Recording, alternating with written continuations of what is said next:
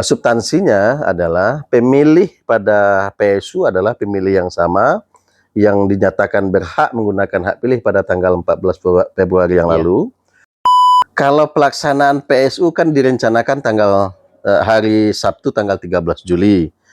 Jadi tanggal 13 putung suara, kemudian 14, 15, 16 rekap di tingkat kecamatan, kemudian 2 hari di tingkat kabupaten, 2 hari di provinsi, kemudian lanjut ke KPU RI. Jadi kita ingin ini segera mungkin kan diselesaikan. Assalamualaikum warahmatullahi wabarakatuh. Baik, hari ini kita bertemu di podcast bersama KPU Provinsi Sumatera Barat. Dalam hal ini adalah divisi teknis Bapak Orisati Pasakban SPDI. Selamat siang, Ungku. Selamat siang. Ya, dalam siang hari ini kita sengaja membahas persoalan ataupun bagaimana persiapan KPU Provinsi Sumatera Barat dalam PSU pemilihan suara ulang di seluruh TPS Sumatera Barat. Nah, hari ini kita bertemu dengan beliau divisi teknis penyelenggara KPU Provinsi. Mungkin kita bisa sedikit mengupas dan mungkin Ungku bisa disampaikan mungkin sejauh ini bagaimana persiapan KPU sendiri dalam menghadapi PSU 2024 ini. Baik pemirsa, pertama soal peserta pemilunya sudah selesai ya. Kemarin sudah diumumkan tanggal 22 Juni kemarin bahwa pemohon dalam hal ini Pak Irman Gusman sudah dimasukkan lagi dalam DCT dan memang ada pergeseran nomor urut dari yang sebelumnya karena sekarang jumlah pesertanya sebanyak 16 ya. Dari pemilu sebelumnya itu sebanyak 15 dan itu sudah diumumkan. Kemudian persiapan kita berikutnya soal ad hoc. Nah, ad hoc PPK PPS kita itu sudah diberikan SK penambahan tugas ya. Jadi PPK PPS tidak direkrut lagi, cukup PPK PPS yang lama sudah direkrut untuk pilkada dan diberikan tugas menyelenggarakan PSU. Nah, dan teman-teman KPU Kabupaten Kota itu sudah melantik mereka karena menurut pemahaman mereka, keyakinan mereka, PPK PPS ini lebih baik dilantik lagi dan itu sudah dilantik. Nah, kemudian nanti sampai tanggal 2 Juli kita akan bentuk KPPS. Mudah-mudahan ini berjalan lancar karena kan KPPS ini waktu pembentukannya memang sangat singkat dan yang kita berdayakan adalah PPK, PPS yang kemarin menjadi penyelenggara sepanjang mereka masih bersedia dan sepanjang masih memenuhi syarat. Kira-kira begitu. Nah, untuk SK-nya gimana nih, Go? SK yang mana? SK penyelenggara yang baru ini apakah 2 pilkada dan pemilu atau PSU? Ini informasinya ada 2 SK, Kabar. Dia kan pemberian tugas tambahan ya. Tugas tambahan selain mereka menyelenggarakan pilkada, di saat yang bersamaan mereka juga menyelenggarakan PSU. Jadi bukan 2 SK sih sebenarnya dalam konteks tugas mereka sebagai penyelenggara, karena ini dibenarkan dalam undang-undang ya, karena tugas, kewajiban dan kewenangan PPK diantaranya adalah menyelenggarakan melaksanakan tugas, melaksanakan kewajiban dan melaksanakan kewenangan yang diberikan oleh KPU, KPU Provinsi dan KPU Kabupaten Kota. Nah, tentu secara teknis administratifnya mereka tinggal diberikan penugasan saja sebenarnya. Prinsipnya seperti itu. Oh, gitu ya. Artinya memang tetap penyelenggara untuk pilkada ini kita tugaskan untuk PSU ya. Benar. Nah, ini mungkin untuk logistiknya persiapannya gimana sejauh ini, Go? Nah, logistik ini kan untuk DPD prinsipnya kan sepanjang surat suara atau DCT sudah selesai, tentu nanti setelah DCT tentu ada desain surat suara. Desain surat suara itulah kemudian yang akan diberikan ke pihak pengadaan untuk dicetak. Nah, dalam hal ini sedang dilakukan persiapan dalam langkah pengadaannya di KPU RI. Kemudian soal logistik yang lain seperti kotak, bilik dan lain sebagainya.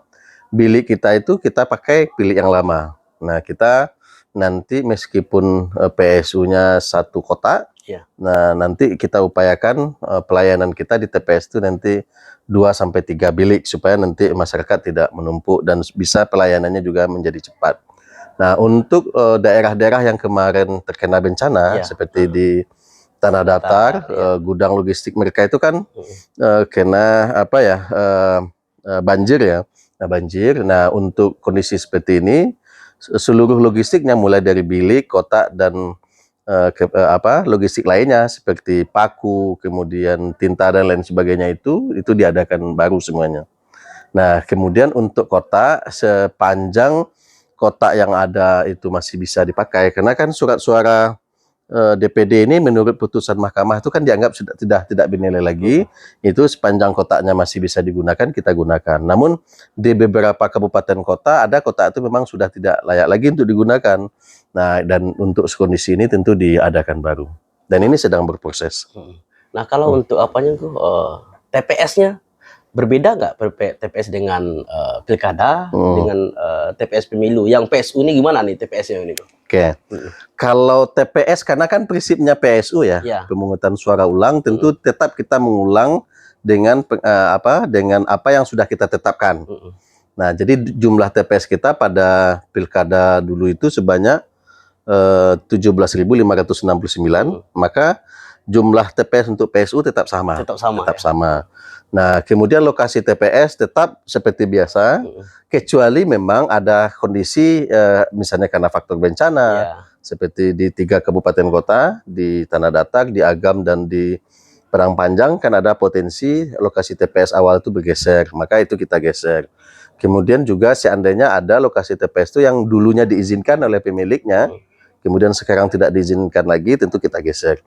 Substansinya adalah pemilih pada PSU adalah pemilih yang sama, yang dinyatakan berhak menggunakan hak pilih pada tanggal 14 Februari yang lalu, baik itu pemilih DPT, pemilih DPK maupun pemilih DPTB. Kemudian jumlah TPS, jumlah pemilihnya sama, sebanyak 4,088 juta itu. Kemudian jumlah TPS-nya juga sama, jadi tidak ada pergeseran. Karena nanti kalau kita geser jadi persoalan lagi. Kita tambah pemilihnya jadi persoalan lagi. Kita kurangi TPS-nya kita jadi persoalan lagi. Iya. Nah, ini mungkin untuk PSU ini penyelenggaranya sendiri, ini penyelenggara untuk pilkada hari ini kita tugaskan gitu ya. Nah, ini artinya tugas Pantarlih tentu ada 2 cokliknya. Nah, ini bagaimana teknisnya di lapangan nih? Nah, di Pantarlih kan untuk PSU kan tidak ada pemutakhiran. Tidak ada pemutakhiran. Jadi pemutakhiran yang sedang berlangsung hari ini atau coklit yang sedang hari ini dimulai, itu coklit dan pemutakhiran data pemilih untuk pilkada. Untuk pilkada ya. Nah, yang untuk PSU tidak ada pemutakhiran, tidak ada kampanye. Tidak ada kampanye. Nah, maka kuncinya ini sudah dikunci bahwa pemilih yang boleh menggunakan hak pilih untuk PSU itu adalah pemilih yang dinyatakan berhak menggunakan hak pilih pada tanggal 14 Februari. Kemudian baik itu pemilih DPT maupun pemilih DPK. Kemudian penyelenggaranya juga begitu. Jadi kalau seandainya Pantarlih hari ini mau jadi KPPS juga, atau dia kemarin itu KPPS, ya silakan saja. Tidak masalah. Tidak masalah. Jadi KPPS Pantarlih hari ini kerja itu untuk kepentingan pilkada. Kemudian karena kita paham ya pelaksanaan PSU dan pilkada kita beririsan, sangat beririsan. Nah, kira ini untuk waktu target dari KPU sendiri kan sudah ada itu waktu untuk PSU ini sampai selesai. Kira targetnya sampai kapan nih bisa selesai nih? Kalau pelaksanaan PSU kan direncanakan hari Sabtu tanggal 13 Juli. 13 Juli besok. Ya. Kemudian kita berharap tanggal 28 kalau tidak salah itu sudah selesai rekap nasional. Jadi tanggal 13 putung suara, kemudian 14, 15, 16 rekap di tingkat kecamatan, kemudian 2 hari di tingkat kabupaten, 2 hari di provinsi, kemudian lanjut ke KPU RI. Jadi kita ingin ini segera mungkin kan diselesaikan.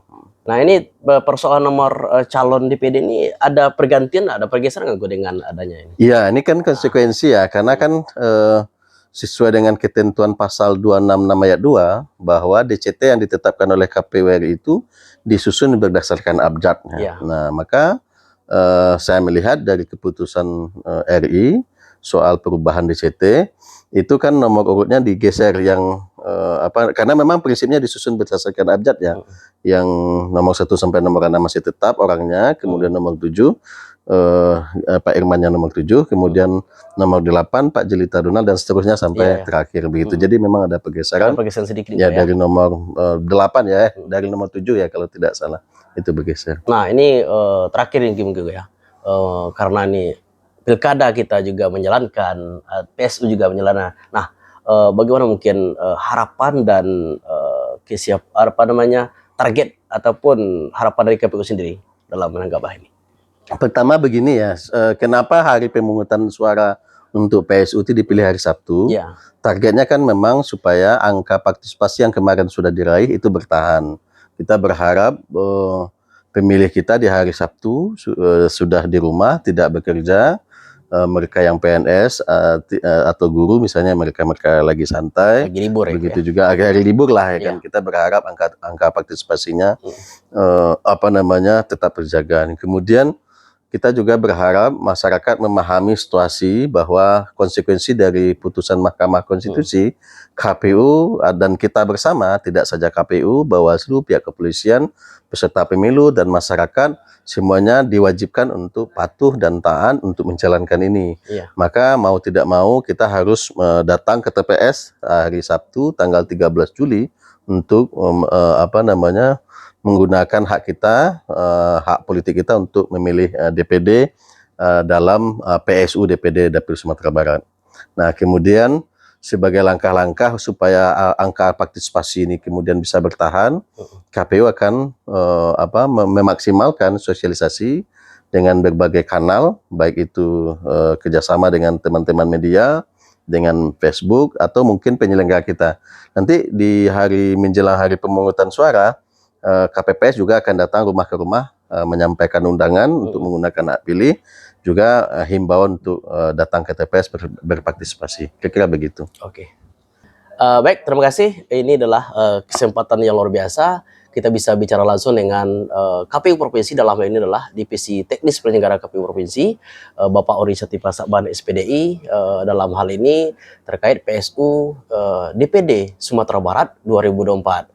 Nah, semoga pemirsa bisa mendapat sebuah informasi yang bagus sehingga pilkada ataupun PSU nanti bisa berjalan sukses seperti yang kita harapkan. Ya, mungkin untuk Sumatera Barat, Ungkur ini bukan orang yang asing dan cukup terkenal lah di Padang Pariaman ataupun Sumatera Barat yang pastinya. Dan beliau ini adalah putra daerah asli Padang Pariaman. Nah, terima kasih atas perhatian semua pemirsa. Mohon maaf atas kekurangan, mungkin di kesempatan kita bisa bertemu lagi dalam program segmen berikutnya. Dan saya Heri Mortoni, mau pamit. Akhirnya kata, Assalamualaikum warahmatullahi wabarakatuh. Assalamualaikum warahmatullahi wabarakatuh. Oke. Siap. Oke, siap. Ya.